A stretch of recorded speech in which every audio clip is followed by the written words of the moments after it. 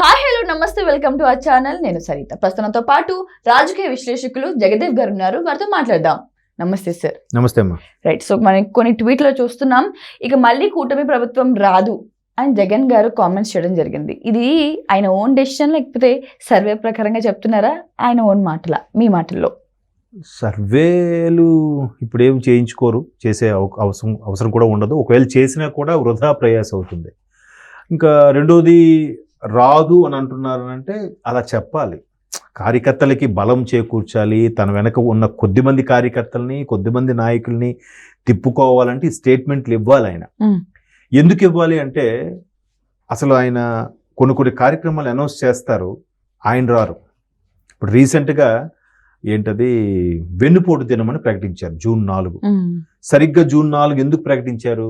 Last year అంటే 2024 June 4 result వచ్చింది. సరిగ్గా ఈ టైంకి ఘోర పరాభవం, 11 సీట్లకే పరిమితం అన్నట్టుగా వచ్చింది. కాబట్టి ఆ రోజుని వెన్నుపోటు దినంగా ప్రకటించారు. సో వెన్నుపోటు ఎవరు పొడిచినట్టు? ప్రజలే పొడిచినట్టు అని అర్థం వస్తుంది కదా. ఎవరిని ఇలా ఏ ప్రశ్న మీలాంటి యాంకర్లు ఎవరు అడిగినా కూడా అంటే ప్రజల్ని బ్లేమ్ చేస్తున్నారు ఏంటి? అంటే ఎవరు ఈయనకి అలాగా సజెస్ట్ చేస్తున్నారు? ఇప్పుడు నాయకుల్ని అనొచ్చు, లేదంటే ప్రభుత్వం వైపు ఎవరినైనా విమర్శించవచ్చు. కూటమి అంటే 3 పార్టీలు ఎవరినైనా అనొచ్చు, చేయొచ్చు. లేదా పర్టికులర్ ఒక ఏరియాని, లేదంటే ఈవీఎం ట్యాంపరింగ్ అని ఇంకేదైనా అనొచ్చు. బట్ ప్రజల్ని విమర్శించడం ఏంటి అంటే ఇంకా నాయకుడు రేపొద్దున అదే ప్రజల దగ్గరికి అడగాలి కదా. ఏ ప్రజలైతే మీరు బ్లేమ్ చేస్తున్నారో ఆ ప్రజల దగ్గరికి వెళ్ళి నన్ను మళ్ళీ గెలిపించండి అడగాలిగా. దేహి అంటే చేయి చాచాలిగా. మరి ప్రజలను ఎలా విమర్శిస్తారు? పోనీ చంద్రబాబు నాయుడు గారు మిమ్మల్ని ఏమైనా ముఖ్యమంత్రి ఉంటే లాక్కుని వచ్చి సీఎం అయ్యారా? కాదు కదా. సరే, ఆ ప్రోగ్రాం పెట్టారు. ఆ ప్రోగ్రాం పెట్టినప్పుడు ఆయన ఎక్కడున్నాడు? లేరు. సో ప్రతిదీ కూడా ఇంకోటి విమర్శ ఏంటంటే చాలా మంది ట్రోల్స్ చేసేది, ఆయన బయటికి రావాలి అని అంటే ఒక 7 వేస్తే కానీ ఆయన రారు అని అంటారు. సో మొన్న ఏదో వచ్చారు అంటే ఆన్ కాన్వాయ్ కింద ఒక బాడీ పడింది అంటున్నారు. అంటే రకరకాల విమర్శలు. ఇతను పెద్ద లెగ్గరా, అదిరా, ఇదిరా అని. ఇప్పుడు సామాన్య ప్రజలు ఎలా మాట్లాడుకుంటారంటే సింగులర్తో మాట్లాడుకుంటారు. అది రాజకీయ నాయకుడు అవని, సినిమా హీరో అవని. ఇంట్లో వాళ్ళు అయినా కూడా చిరంజీవి సినిమా బాసు ఎర్రదీసాడురా, ఏం వేసాడురా, స్టెప్పులు వేసాడు అని అంటారు. అక్కడ సింగులర్ వాడు అంటే మనలో ఒకడు మనవాడుగా ఫీల్ అయ్యి మాట్లాడుకుంటారు. రాజకీయ నాయకులు కూడా జగనన్న వచ్చాడు కానీ దెబ్బ వేసాడురా అంటే సొంత కార్యకర్తలు ఇలా మాట్లాడుకుంటారు. ఇప్పుడు ఎప్పుడైతే ప్రభుత్వం ఘోర పరాభవం, గత ప్రభుత్వం ఘోర పరాభవం అయిందో, కూటమి ప్రభుత్వం వచ్చిందో, ఈయనేమన్నారు? దసరా నుంచి ప్రజల్లోకి వస్తాను, మాట్లాడతాను అన్నారు. ఇకపై ఈ జీవితం కార్యకర్తలకే అంకితం, కార్యకర్తలకే ప్రాధాన్యత అన్నారు ఆయన. సో దసరాకి రాలే. 2024 దసరా అయిపోయింది. తర్వాత డిసెంబర్ 1 నుంచి ఎప్పటి నుంచి అన్నారు, అది అయిపోయింది. క్రిస్మస్ అయ్యాక వస్తాను అన్నారు, అది అయిపోయింది. సంక్రాంతి తర్వాత అన్నారు, అది అయిపోయింది. ఫిబ్రవరి 1st వీక్ అన్నారు, అది అయిపోయింది. ఆయన రావట్లేదు ప్రజల్లోకి. ఇప్పటికే ఆయన మీద ఉన్న పెద్ద విమర్శ ఏంటి? మంత్రులు ఎమ్మెల్యేలుగా ఉన్నప్పుడు కూడా ఆయన కలవడానికి వెళ్తే కలవలేదని, పెద్దగా ర్యాపో మెయింటైన్ చేయట్లేదని, ఈ పథకాలు ఏవైతే ఉన్నాయో ఇవి అందరికీ అందుతున్నాయో లేదా, అందులో జరిగే కొన్ని స్కామ్లు ఏమైనా ఉంటే విడమర్చి చెప్దామని నాయకులు వెళ్తే వాళ్ళు కూడా అపాయింట్మెంట్ ఇవ్వలేదని విమర్శ ఉంది. బట్ నాయకుడు అనేవాడు ఎప్పుడూ బిజీగా ఉండాలి, అందరితో కలుస్తూ ఉండాలి.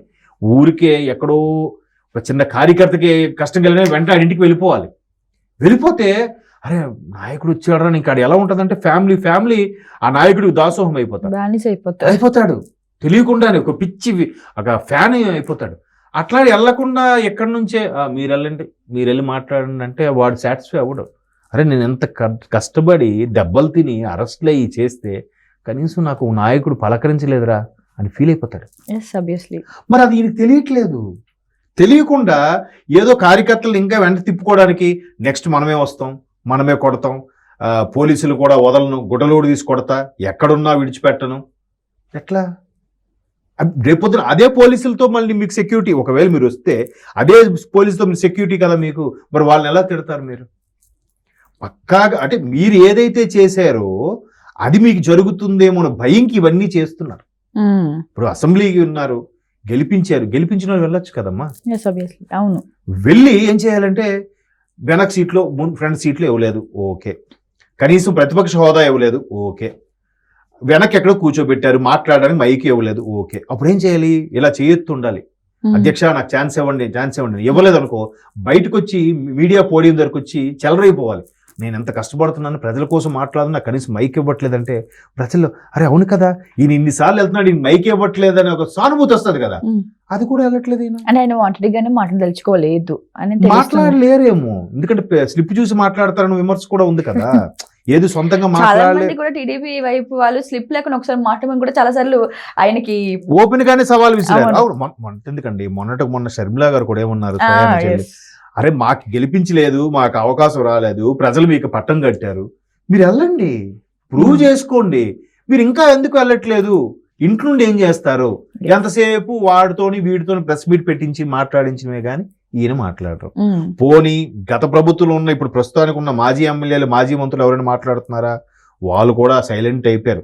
ఎక్కువగా మాట్లాడుతున్నది అంబటి గారు, తప్పితే రోజా గారు, పేరు నాని గారు, వీళ్ళు ముగ్గురే కనిపిస్తున్నారు. అప్పుడప్పుడు లైమ్ లైట్ లో విడుదల రజనీ గారు కూడా విడుదల రజనీ గారు అక్కడక్కడ, అప్పుడప్పుడు అంతే. అదే. మరి ఇక అనిల్ కుమార్ యాదవ్, వెయిన్, కొడాల నాని గారు ఎంత చెలరైపోయి మాట్లాడారు, ఏరైనా Yes. ఎక్కడ ఏమండి కనబట్లేదంటే మీ ఇంటికి వచ్చి కనబడాలా అని అడుగుతున్నాడు. బిగ్ టీవీ యాంకర్ ని అంటే ఒక ఫ్రస్ట్రేషన్, మాట్లాడడం చేత కాదు. మరి అంత చెలరైపోయినప్పుడు ముందు నువ్వు పద్ధతిగా ఉండి మాట్లాడుంటే ఎవ్వరేమనేవారు Yes, కాదు. yes. ఇప్పుడు ఆ చెలరైపోయి మాట్లాడడం వల్లే వాడు చంద్రబాబు నాయుడు ఆడు ఒక సన్నాసి, ఆడు కనీసం కుప్పంలో కూడా ఆయన గెలవడు. ఒక సవాల్ కూడా ఇస్తారు కదండి. 2024 లో కానీ కూటమి ప్రభుత్వం ఏర్పడితే చంద్రబాబు గారు షూస్ తుడుస్తా చూస్తానో నాకుతాను ఏదో అన్నాడు ఆయన. షూస్ తుడుస్తా ఆ, అన్నారు. ఏది మరి? ఈవెన్ దో మనకి నర్సరావుపేట చిలకలపేట ఆ పోడియం కూడా పెట్టారు. హోర్డింగ్ పెట్టారు, ఆయనకి బొమ్మలు పెట్టి షూ తుడుస్తున్నాడు కూడా పెట్టారు. అంటే మితిమీరిన డైలాగులు మాటలు అదే ఎందుకమ్మా? అదుపులో అదుపులో ఉండాలి. ఉండాలి. Yes, yes. అదుపులో ఉందనుకోండి, ఇప్పుడు మిగతా వాళ్ళందరూ చక్కగా బయట తిరగలుగుతున్నారు కదా. అవును. ఇప్పుడు అప్పట్లో 19లో 151 మంది ఎమ్మెల్యేలు ఉంటే ఒక 10 మంది పక్కన పెడితే 140 మంది బాగానే ఉన్నారు కదా. అవును. ఎవరు వ్యాపారాలు చేసుకుంటున్నారు, కొంతమంది టీడీపీ వైపు జనసేన వైపు పక్క చూపులు చూస్తున్నారు, కొంతమంది జంప్ అయిపోతున్నారు కదా. మరి మీరు ఎందుకు అలా అవ్వలేకపోతున్నారంటే మీ నోటి దురిసే. Yes. ఇప్పుడు రాజకీయ పార్టీలను ఎన్ని పార్టీలు పుట్టుకొచ్చినా ఓల్డ్ వైన్ న్యూ బాటిల్ అన్నట్టుగా అవును. పార్టీ పేర్లు మారుతున్నాయి, నాయకులు వాళ్ళే. Yes. ఇక్కడ బీఆర్ఎస్ తీసుకోండి, అక్కడ వైసీపీ తీసుకోండి. Right. బీఆర్ఎస్ లో కూడా ఎవరున్నారు? బీఆర్ఎస్ నాయకుడు ఎవరండి? టీడీపీ నుంచి వచ్చిన వ్యక్తే కదా. అవును. కదా. ఈ రోజు తెలంగాణ ముఖ్యమంత్రి ఎవరండి? టీడీపీ. అంటే మారచ్చు, వాళ్ళ పార్టీలో ఉండే ప్రాధాన్యత బట్టి చేంజ్ అవ్వచ్చు. కానీ అలా అవ్వగలిగిన ఆ స్వేచ్ఛ ఎలా వచ్చిందంటే మాట అదుపులో ఉండడం వల్ల వెళ్ళగలుగుతున్నారు. అవును. మాట అదుపులో లేనాడు అసలు బయటికే రాలేకపోతున్నారే. అవును. బయటకు వస్తే ఎవడు రాళ్ళు విసురుతారు అని.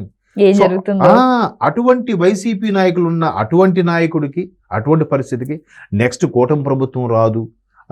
నిన్న మొన్న మిథున్ రెడ్డి గారు కూడా అదే స్టేట్మెంట్ ఇచ్చారు.